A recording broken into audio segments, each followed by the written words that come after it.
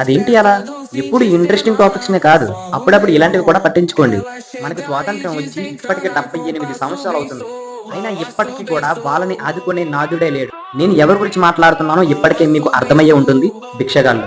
భిక్షగాళ్ళ గురించి నేనైతే మాట్లాడుతున్నాను. మన ఇండియాలో చూసుకున్నట్లయితే ఇప్పటి వరకు 4,13,670 మంది భిక్షగాళ్ళు ఉన్నారు. ప్రభుత్వం తలుచుకుంటే వీళ్ళందరికీ మంచి ఉపాధి కల్పించి వీళ్ళందరికీ కొత్త లైఫ్ ఇవ్వగలదు. కానీ ఇవ్వదు. బికాజ్ పిల్లలకి ఓటు హక్కు లేదనా?